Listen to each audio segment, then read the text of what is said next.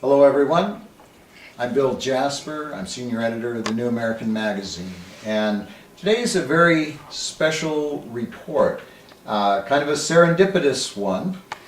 I have with me today a very special author. I'm so honored to have him here. He is the author of Vietnam, the Vietnam Upheaval, 1945 to 1976. A Vietnamese perspective of the tragedy leading to the April 1975 and beyond. This is volume 2 of Professor Quy Ky's multi-volume series on Vietnam. And we're so honored to have you here. I'm here in Idaho, on beautiful Lake Coeur d'Alene.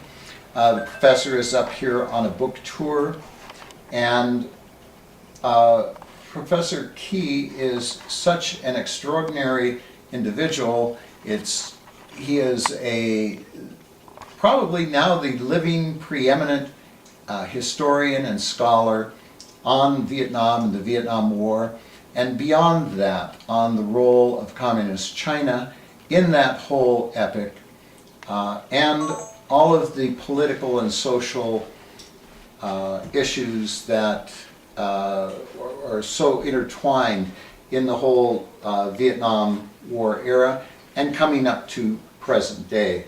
So Professor Ky, it is so wonderful to have you here.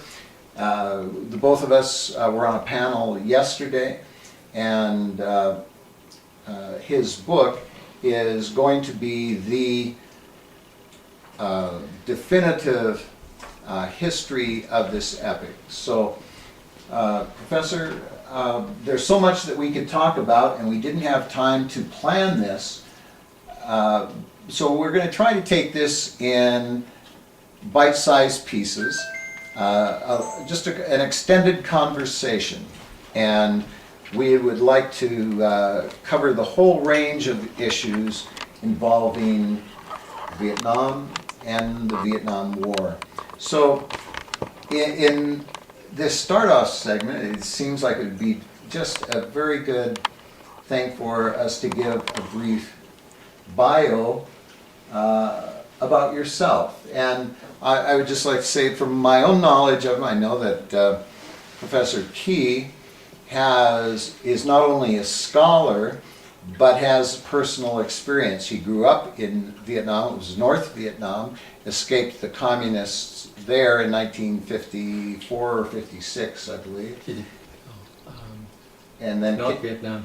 Yes. 54. 54. And then came to South Vietnam, and then went to school in Australia, came back to South Vietnam, escaped from there in 1975 when the communists took over South Vietnam. He's been a professor now at DeVry University in Atlanta, or for engineering and physics and mathematics. But he has, during all that time, been consumed with the freedom message, and trying to alert the people of the world to the dangers of communism, socialism, Marxism.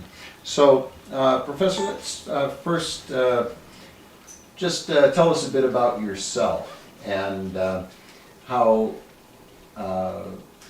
some of your background. Give us a little bit about what it was like growing up in Vietnam and the communist takeovers that you witnessed. Well, thank you very much, Bill, for giving me an opportunity to tell the audience about what I experienced in Vietnam since I grew up in North Vietnam. And I'm very happy to tell you a little bit about my background. In my early age, I was born in 1934 in North Vietnam, and I grew up with the country as a country, experienced the Japanese occupation, and then the the downfall of the Japanese occupation in 1945 after the atomic bomb in Hiroshima that incapacitate Japan, and then the Japanese had to surrender, and what following that was the Allied force coming to Vietnam to disarm the Japanese force. And then after the disarmament of the Japanese, it was a period of mild upheaval, small upheaval, yeah, because it's changed from a colonized country into an independent country in 1945. And at that point I was barely 11. Yeah. And then after the Japanese were disarmed by the British arms was assigned to disarm the Japanese in Cochin, China, and the Chinese were assigned to disarm the Japanese in North Vietnam, the north of the 16th parallel. Yeah. Very briefly, Vietnam was entering a period of turmoil when the French tried to get back the colony, their old colony, and then the Vietnamese were get into the resistance force, and it was a kind of manipulation by the Viet Minh, by Ho Chi Minh, to captivate the main spirit of resistance and for anti-colonialism. That's right. Yeah. This part of the history was the decolonization movement, in which the British are very clever, and they give up the colony, while the French was a little bit dumb. They hang on to their dream of rebuilding former French colony. Yeah, so that's the reason why there was the first war in Vietnam against French, and Ho Chi Minh was quite led to the 1954 Dien Bien Phu, which in which the French was heavily... The Battle of Dien Bien Phu. That's right, the Battle of Dien Bien Phu, in which the French was heavily beaten, and the French people were tired of an inconclusive war, so they decided to give up the war. And Mendes France was the Prime Minister of France at that time. He decided to get out quickly. Yeah. So within a month, he reached the agreement of the Geneva Accord in 1954, July 20th. And actually, the agreement was made between France and China. So that was very important. It was made not between the Vietnamese, but between France and China. And China, yeah. Which was a foreboding premonition of what was to come. That's true. That's true. And Ho Chi Minh had to do anything Mao Zedong wanted him to do. Yeah. So the country was divided across the 17th parallel. And for the younger people who are unfamiliar with that, let me just insert here that Ho Chi Minh, who back when I was growing up in the 50s, 60s, when Yeah. everybody knew Ho Chi Minh was the communist leader of Vietnam. That's right. Mao Zedong, the communist dictator of China. That's And right. So Ho Chi Minh and is intrinsically involved with Mao Zedong. That's right. Because Ho Chi Minh taught the Vietnamese that in the communist world, Stalin is the top guy, and Mao Zedong is the second guy, and Ho Chi Minh is the third guy. Yeah. And Ho Chi Minh say, I don't need to have any my thinking because everything already done by Stalin, Lenin, and Mao Zedong.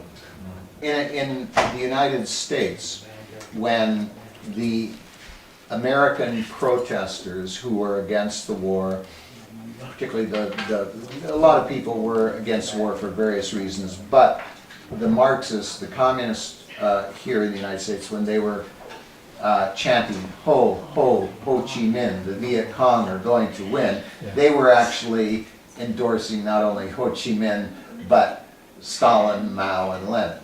That's correct. That's correct. So Ho Chi Minh was actually a kind of henchman. Yeah, he did everything for international communism. Yeah, and not for Vietnam. Right, but in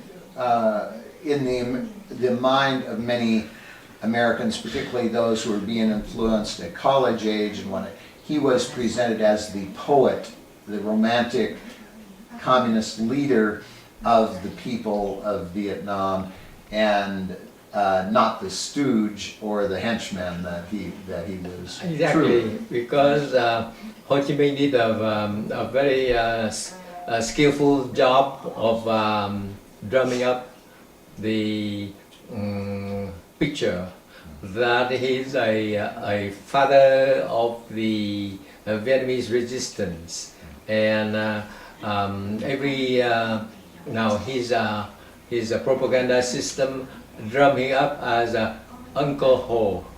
Yes, Uncle Ho. Uncle Ho. Yeah, and he is clever to drum up the nationalism, the spirit of resistance, because he was in the middle of the war against the French. Yeah, so he has to drum up the nationalism as the driving force, the great cause. He had to hide his international communist agenda. Which you bring out in your book very well, that, for instance, it played to his favor, to the communists' favor, to play up nationalism when they were exploiting the popular resentment of the French colonialism. So, but in truth, he was not in favor of national sovereignty because he was fine with being absorbed into the communist Chinese system. And China being a traditional enemy of Vietnam. That's right. China had been the traditional enemy of Vietnam, and but Ho accept the Chinese leadership. Yes, and the constitution of the Viet Minh Party in 1951 was written with the acceptance of Mao's thought as a foundation of the Viet Minh. And we should point out, the Viet Minh was the communist party of North Vietnam. Viet Minh was actually the name of a nationalist party. Yes, and it is a united front of several different parties. But then that was in form in China. Yes, but then because the other parties were not active.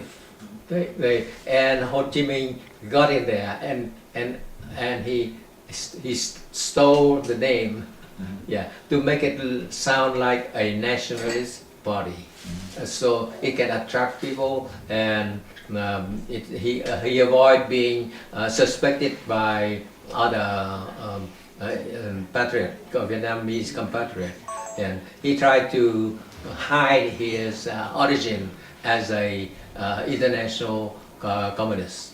So when the communists actually took control of North Vietnam, you were how old at that time? I was 11 in 1945.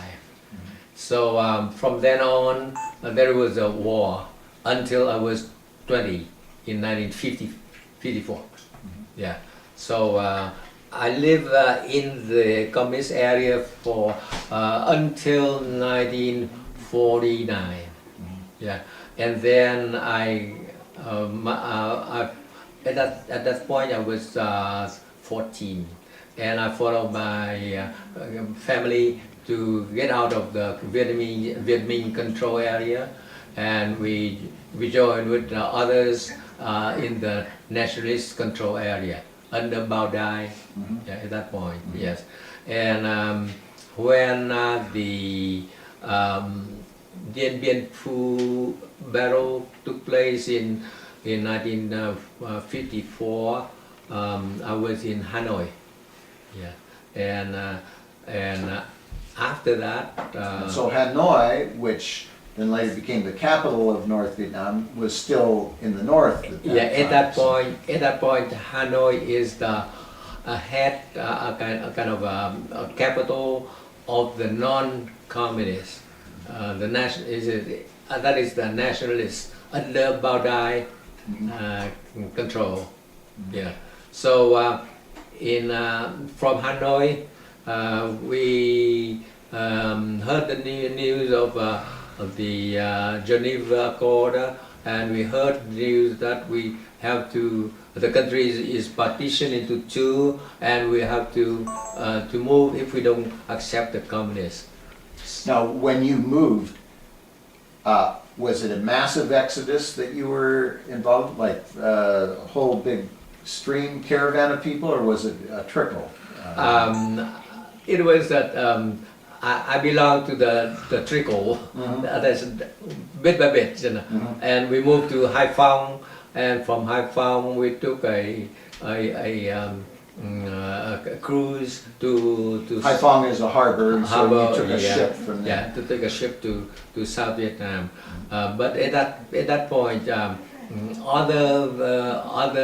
Vietnamese were prevented from moving because the Chinese, the Viet Minh, the communists try all their best to harass and kill and stop. But even then, about almost 1 million North Vietnamese made it, and they escaped into the south. And they was helped by the American to give a boat and facility to move to South Vietnam. So at that time, that was all of your family moved? Yes, all of my family. Yes. And so about 1 million people during a period of how long? Within a year. Right. Yes. Actually, the last boat left Hai Phong in April 1955, in which my wife was in that boat. Now, was that the main route through Hai Phong, or were there any land routes that were the? The main route was by sea. By sea. Yes, there's no land route. There weren't any Sea, major roads. or airplane. Yes. so your family came to South Vietnam down around Saigon? Or? That's right, in Saigon, yeah. And we were received by a committee to help for assistance of the refugees in Saigon, and we got help to start our life again. Yeah. Now, when your family decided to leave, what was then North Vietnam, Yeah. after the Viet Minh, the Yeah. communists had taken Yeah. over, why did they decide to move? The communists said they were going to be Because- wonderful rulers, right? We knew the communists, so we knew that that's not the paradise that we are looking for. Mhm. So we escape from the paradise. You escaped the paradise. Yes. Now, was that based on primarily knowing just about communism in the Soviet Union and other places, or had they already demonstrated in Vietnam the same kind of brutality and barbarism? At that point, the brutality and tyranny was a kind of less massive, not widespread. Okay, so we knew by experience, but we lived under the communists for 4 years. Yeah, so we know a little bit. Yeah. Now, Vietnam, largely those that were not communists were either Catholic or Buddhist, Yes, primarily, right? that's right. And so was your family Buddhist or Catholic? Or My family is Catholic. Catholic. My wife family is Buddhist. Oh, okay. Yeah, yeah. But both of the Buddhists and the Catholics knew that the communists were not their friends. That's true. Yeah. That's true. So when you were coming south, was it both Catholic and Buddhist Vietnamese who were coming south to escape the? The majority are Catholics. Yeah. Because they are well organized. Yes. Well, and at that time, But the Buddhists are not well organized, and the communists did everything to stop them from going. and at that time, in the early 1950s, the Catholic Church had already condemned communism and had Yeah. quite forcefully exposed what they Yeah. were doing in various places. Yeah, So yeah. that probably helped too, Yeah. I would imagine. Yeah, yeah. So when you arrived in the South, did you have to, your family have to start all over again, or? Yeah, actually, my father retired at that point. Yeah, and he lived on government supports.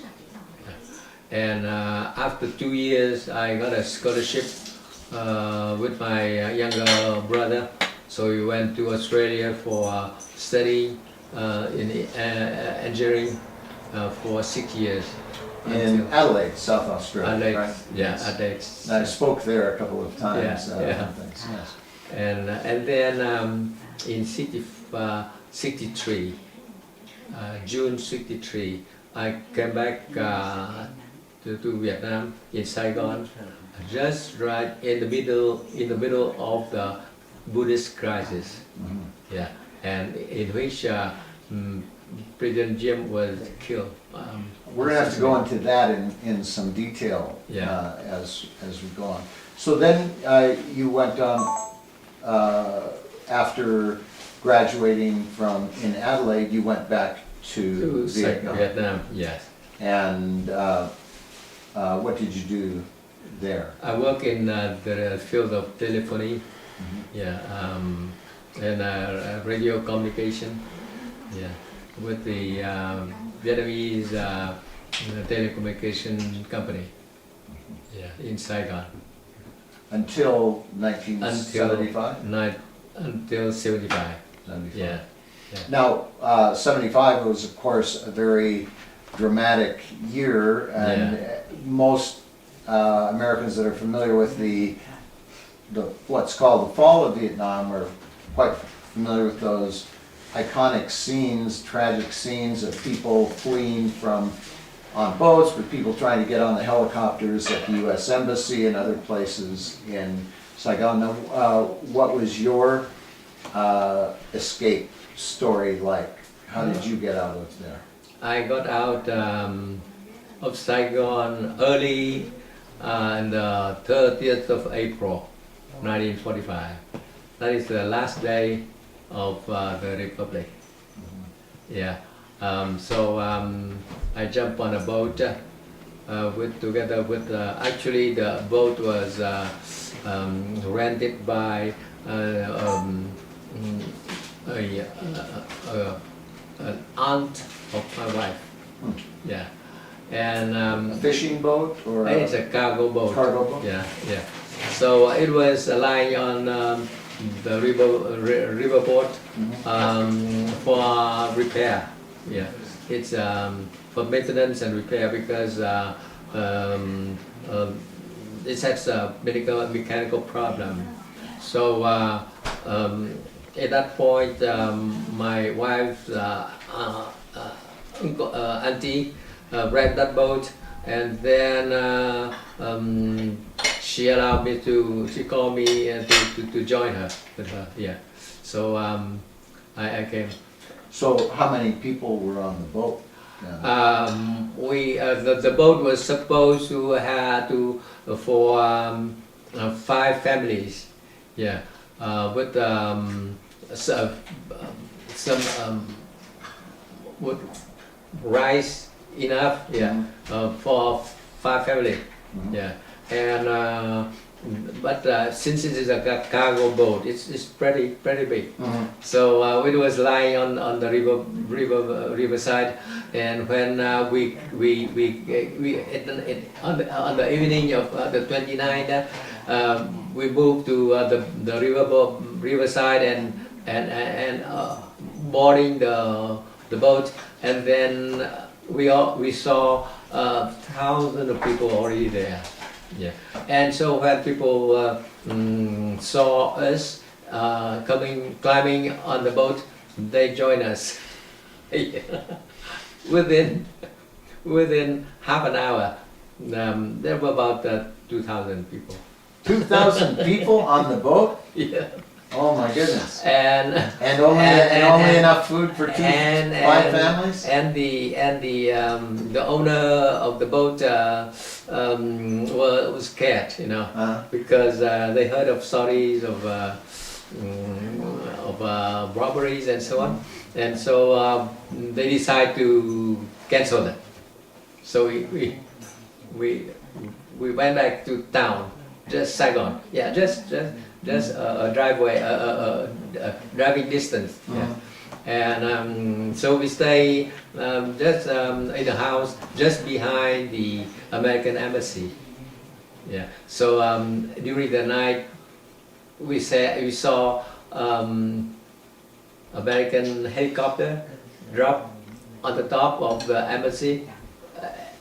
Every few minutes, they drop to pick up people and refugees too, and all night until in the morning of the 30th of April.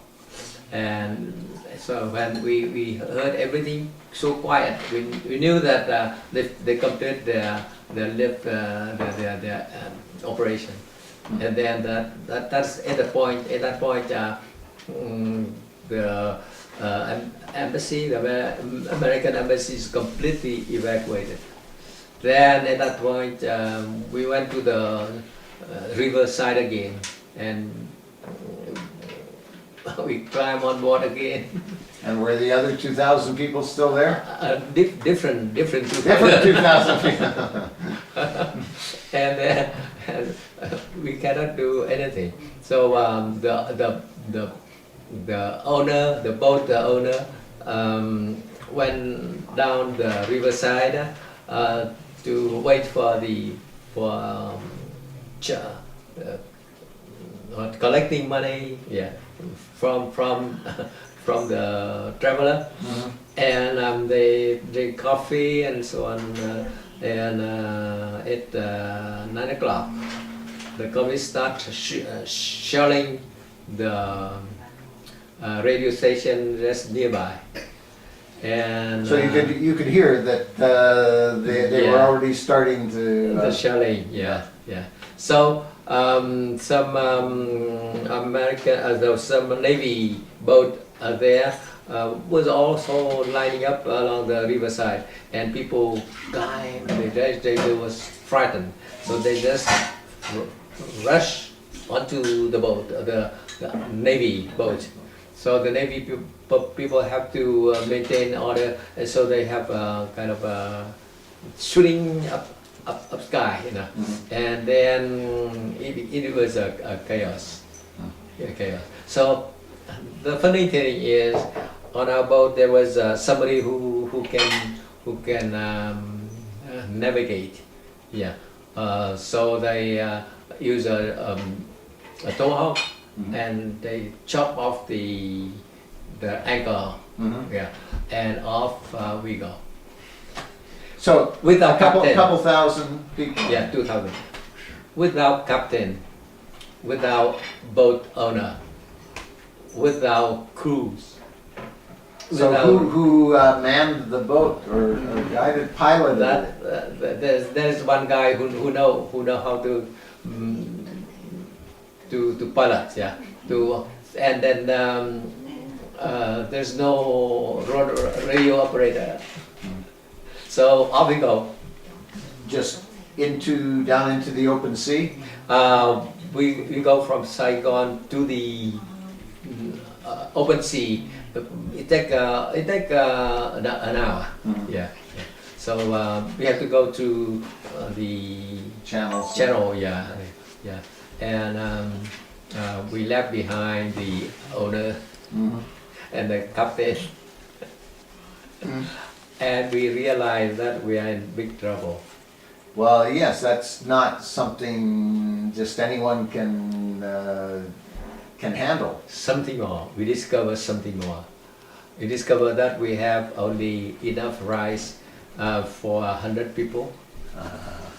And we discovered that the boat has only one stove, fire stove, to cook.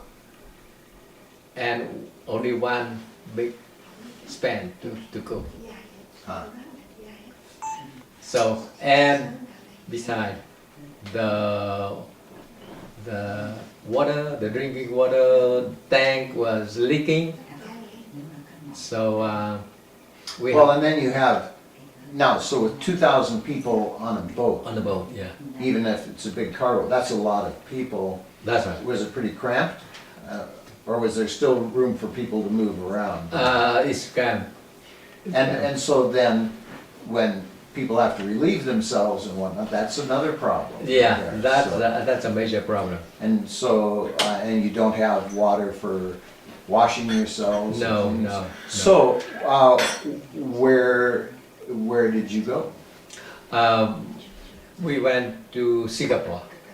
Okay, that's quite a ways. Yeah. Now, how did somebody pilot you? I mean, That the guy who pilot was a captain. Yeah, he had an opportunity to sail a boat from the Philippines to Saigon. Oh, okay. So he knew what something what he was doing. Yeah. So, but that was still, how long did it take to get to Singapore? Actually, you get to Singapore in 5 days. 5 days? Okay. And the problem is... and you had enough fuel. That's fortunate. We had just enough fuel to go. But for food, it takes us a whole day from early morning until 12 to cook rice to share with everybody, and everybody has just a little bit for 5 days. And anybody able to do any fishing? No. Actually, the boat is very big. but quite a big Yeah, show. so you can't really, No. yeah, And nobody was prepared for fishing. sure. So you made it to Singapore, and then from Singapore, From Singapore, we were relieved to evacuate 1,000 people from our boat into other boats, because there are other boats which are plenty of food, have plenty of food and less people. Yeah, very small population on the other boats. So we get 1,000 people off, and then we got supplied with water and fuel and then and powdered milk Mhm. and rice. So off we go to the Philippines. So you went from Singapore to the Philippines. That's right. Now that's how many days? Um, the total time is 3 weeks, but we lost 5 days from Saigon to Singapore. So 20. So we have 15. We have 15, 2 weeks, yes, Yeah. to sail. Yeah, because the boat has only one engine. And then from the Philippines to the United States. Yeah, Where you flew from.